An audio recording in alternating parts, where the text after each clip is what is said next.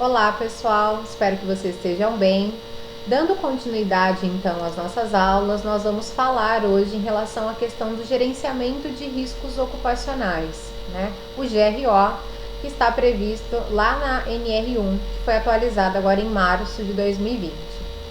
Importante a gente esclarecer o que é, né, o gerenciamento de riscos ocupacionais. São diretrizes que vão nortear as empresas, né, na implantação das medidas de prevenção, voltado à saúde e segurança dos trabalhadores. E qual que é o objetivo, então, né, do gerenciamento de riscos ocupacionais? É estabelecer a melhoria contínua do desempenho de saúde e segurança do trabalho e ambientes de trabalhos seguro e saudáveis, né, contribuindo com a empresa e com o trabalhador. Uma vez que nós sabemos que quando acontece um acidente do trabalho ou uma doença ocupacional, tanto a empresa quanto o trabalhador, eles têm aí, né, situações indesejáveis, tanto para a empresa em virtude de perder aí a sua mão de obra, né? Muitas vezes ter que de repente repor essa mão de obra treinando um outro trabalhador, quanto para o trabalhador também, né? Que se acidenta, ele pode ficar aí sem um membro, redução do seu salário, né? A questão psicológica. E se a gente for observar, essas consequências, né, elas atingem a todos nós enquanto sociedade também, porque vamos contar que um trabalhador acidentado, nem todos têm plano de saúde, alguns, por exemplo, vão para o SUS, e quem paga o SUS? Todos nós, né? Então essa é uma questão importante que a gente precisa estar observando. O gerenciamento de riscos ocupacionais, ele é uma medida que beneficia tanto a empresa quanto o trabalhador, quanto a sociedade de forma geral, né? Então essa é uma questão importante que nós precisamos observar. Quando a gente fala em relação a isso, o que é fazer, né, o gerenciamento de riscos ocupacionais? É o ato de planejar, implementar e monitorar as ações preventivas e corretivas para reduzir a probabilidade da ocorrência desses eventos, né, que provocam perdas e danos, bem como a severidade desses danos, né, estabelecendo um conjunto de medidas para eliminar, reduzir ou controlar os riscos ocupacionais. Uma questão que é importante é que dentro da norma da NR1, ela já traz essa premissa básica, né? Que é aquela hierarquia de medidas de controle que a gente já conhece. Qual é a premissa básica? É eliminar os riscos ocupacionais. Então, a prioridade é eliminar o risco. Mas a gente sabe que às vezes isso não é possível, né? Às vezes eu não consigo eliminar o risco. E quando a gente não consegue eliminar, a gente utilizando então, né, fazendo o gerenciamento de riscos ocupacionais, a gente vai conseguir identificar, né, através de um planejamento, implementar medidas de controle e monitorar para verificar se elas estão ou não sendo efetivas, né, eficazes aí. E como que a gente consegue enxergar isso, né? Mensurando também o risco ocupacional no sentido de analisar a probabilidade dele ocorrer versus a severidade, qual o dano, né, qual a extensão desse dano que ele pode causar. A gente sabe que no dia a dia, né, de trabalho, todos nós trabalhadores estamos expostos a riscos, mas qual a magnitude desse risco, né? Então, quando nós tomamos medidas de controle, esse risco ele ainda existe, quando não é possível substituir, mas ele está no nível tolerável, que é possível realizar a atividade de forma que eu não venha, por exemplo, a me acidentar ou, a longo prazo, adquirir uma doença ocupacional. Então isso é importante. O gerenciamento de riscos ocupacionais, ele tem então esse viés, né, de que nós possamos, através de medidas de controle e primeiro conhecendo, né, o ambiente de trabalho e estabelecendo essas medidas de controle quando não for possível eliminar, que esse risco ele esteja aí no nível tolerável. Aqui tem um compilado do que nos traz a NR1 em relação nessa atualização, né, em relação ao gerenciamento de riscos ocupacionais. Então, um dos primeiros passos é a gente identificar, né, os perigos. Como? Né, fazendo um levantamento preliminar, descrevendo esses perigos, identificando quais são as fontes, o que gera, né, esse perigo, ou quais são as circunstâncias em que o trabalhador está exposto, né? Quais são as possíveis lesões e agravos à saúde que ele pode ter, quem são, né? Quem são os trabalhadores ou o grupo de trabalhadores que está exposto a esse determinado perigo. Então é importante a gente observar isso. Então nesse primeiro momento é aquele diagnóstico, né, que a gente vai fazer em relação a como a minha empresa está em relação aos perigos que ela tem, né, que tem ali no dia a dia, no ambiente de trabalho dos trabalhadores. Depois a gente parte para a avaliação dos riscos. O que é isso? A gente sabe que dentro das empresas existem vários riscos. Porém, como que eu vou graduar esse risco? Ele é pequeno, ele é médio, ele é grande? Qual que é a magnitude? Para isso, a gente vai utilizar uma ferramenta para que a gente consiga identificar o nível de risco, né? Que é o cruzamento da severidade versus a probabilidade da exposição daquele trabalhador, né? A esse risco. E isso vai nos gerar uma classificação. Então, se ele é pequeno, médio ou grande, a gente vai ver que existem matrizes, nós vamos trabalhar matriz nas nossas aulas, que dão uma graduação aí para esse risco.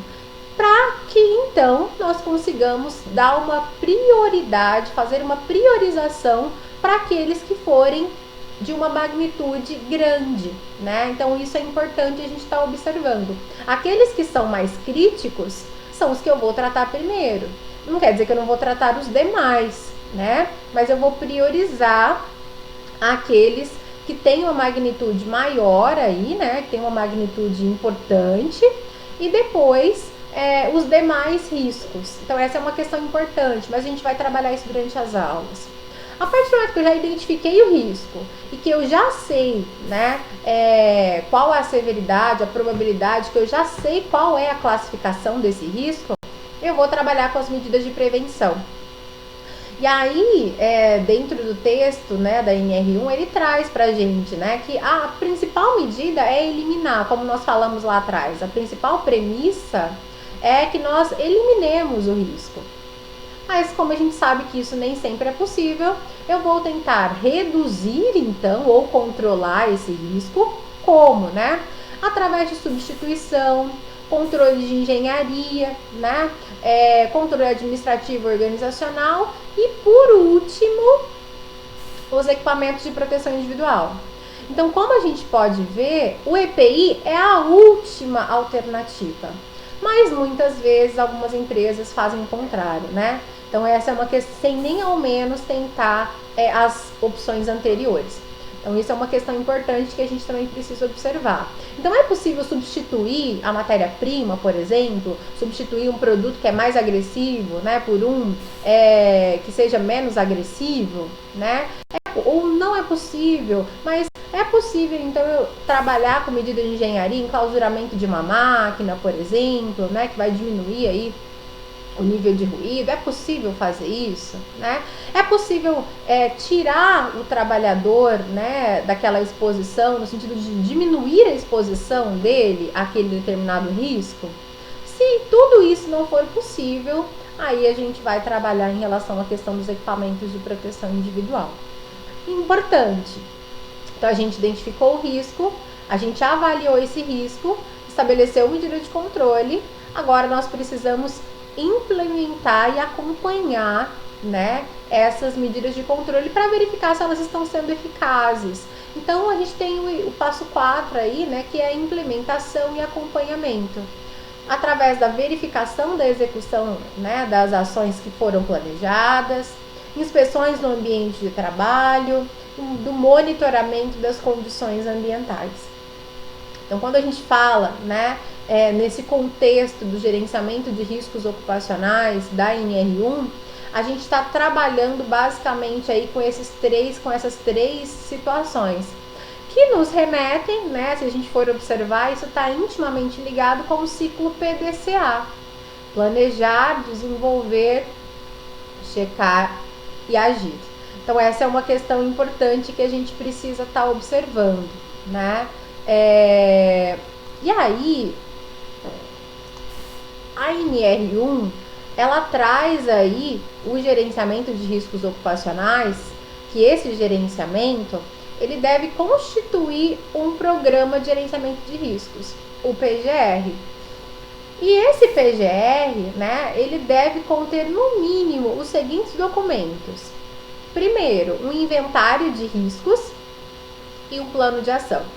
Então, esses são os dois passos aí, né, que nós precisamos, dois documentos que a gente precisa elaborar para constituir um programa de gerenciamento de riscos. A gente vai verificar esse passo a passo, né, para elaboração do PGR. Então, em síntese, o que é o PGR? É um programa que apresenta de forma ordenada os riscos ocupacionais identificados, analisados e avaliados, né, de um estabelecimento, bem como as ações preventivas e corretivas que precisam ser adotadas. E como iniciar a elaboração, né, do programa? Conhecendo o ambiente de trabalho. Esse é o primeiro passo para a elaboração de um PGR de forma assertiva. Conhecer o ambiente de trabalho. Como que nós podemos fazer isso, né? Eu não tenho como identificar riscos se eu não conheço as atividades, se eu não sei aquilo que os trabalhadores fazem, né, no ambiente de trabalho. Aqui eu estou dando um exemplo para vocês de uma padaria. Uma questão que é importante, quando eu estou falando de conhecer o ambiente de trabalho, realmente saber como ele é estruturalmente, né? E como é a rotina dos trabalhadores durante as suas atividades desempenhadas lá naquela determinada empresa. Então aqui, como é que é o ambiente de trabalho? Eu coloquei uma padaria porque é um exemplo de estabelecimento que todo mundo conhece, né? Então, descrição do ambiente de trabalho. Por exemplo, né, lá na padaria ele é um prédio de aproximadamente 400 metros quadrados, em alvenaria, com piso de cimento. Então, assim, eu vou descrever como é o meu ambiente de trabalho de forma geral. E aí depois eu vou entrar em quais são, né, aqueles setores ali que eu tenho naquele ambiente. Então lá na padaria, por exemplo, a gente tem o caixa, a loja, a lanchonete, dentre outros, né, dentre outros setores que nós temos aí dentro de uma padaria também, né. Então pode ser lá o depósito, administrativo, né. Então eu vou descrever como são esses setores, para que eu consiga, esses ambientes, né, de trabalho, para que eu consiga entender logo no próximo passo quais são as atividades que os trabalhadores executam dentro dessas áreas, desses setores aí, dentro desse estabelecimento que a gente está trabalhando. Então, por exemplo, aqui a gente está tratando da empresa, é a padaria, né? As áreas loja, caixa, lanchonete, e aí administrativo, né? Isso vai depender aí do tipo, né, de estabelecimento que a gente está trabalhando. Cara, quais são as funções que eu tenho, né, dentro dessa padaria? Porque uma das questões importantes que a gente vai ver no PGR, que é o inventário, eu tenho que identificar quem são os trabalhadores, né, que estão expostos àquele determinado risco. Então, eu só consigo fazer isso se eu conhecer o ambiente, né? Então, nesse caso, eu tenho lá os cargos: a balconista, o operador de caixa, o garçom, o ajudante de cozinha, o padeiro, enfim, né? Na padaria a gente vai ter vários cargos e funções. Qual que é o CBO, né? Que é a Classificação Brasileira de Ocupações, ou Classificação Brasileira ocupacional, né, de ocupações aí, para que a gente consiga entender um pouquinho do que esse trabalhador faz, tá? O CBO a gente pode consultar lá no site do Ministério da Economia, tá bom? O número total de trabalhadores que está expostos, né, na verdade não que estão expostos, mas o número de trabalhadores que trabalham nesse determinado setor. Se tiver turno, eu vou colocar por turno. Caso contrário, vou colocar de forma geral, tá? Então, quantos que eu tenho no primeiro turno, quantos que eu tenho no segundo, se tiver terceiro turno, quantos que eu tenho no terceiro, quantos são homens, quantos são mulheres e o mais importante, o que eles fazem. Então, descrever as atividades. Esse é um ponto importantíssimo, porque é a partir daí que eu vou conseguir começar a enxergar os riscos ocupacionais que eles estão expostos, tá? Então, por exemplo, a balconista, atender os clientes no balcão, embalar os produtos quando necessário, auxiliar os clientes no autoatendimento, enfim, eu vou descrever o que quais são as atividades, né, que essa função desempenha. Isso é importante, tá, pessoal? Porque é através daí que nós vamos começar a conhecer o ambiente de trabalho, né, que nós vamos conhecer o ambiente de trabalho, para que depois nós possamos partir para a identificação dos perigos, classificação dos riscos, né? Sem conhecer o local de trabalho, não tem como a gente fazer isso, ok? Bom, posto isso, tem aqui uma atividade, vou explicar como é que a gente vai desenvolver essa atividade, tá? Então, passo 1 é baixar o arquivo em Word que eu enviei para vocês, denominado Descrição do Ambiente de Trabalho e Atividades. Esse arquivo é justamente essas duas planilhinhas aí, né, que eu acabei colocando aqui nos slides anteriores para vocês, que eu expliquei agora há pouco, tá? Então, é esse documento em Word que eu coloquei, enviei para vocês através aí da nossa ferramenta.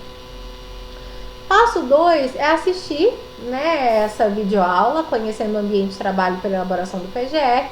E o 3, importante, reunir-se com o grupo de trabalho do projeto integrador. Então, qual é a minha empresa campo de projeto? Você já tem isso estabelecido. A partir disso, e usando um modelo que eu já mandei para vocês em Word, vocês vão elaborar a descrição do ambiente de trabalho e das atividades da empresa que vocês escolheram. Então, por exemplo, a minha empresa é uma escola. Lá a gente tem o auxiliar de limpeza. Então, vou colocar lá, vou descrever o que ele faz, quantos trabalhadores são nessa função, né? Quantos trabalhadores executam essa função.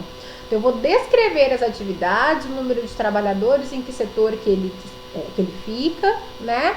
Então, a gente vai destrinchar vocês já foram, acredito, né, até a empresa campo de projeto.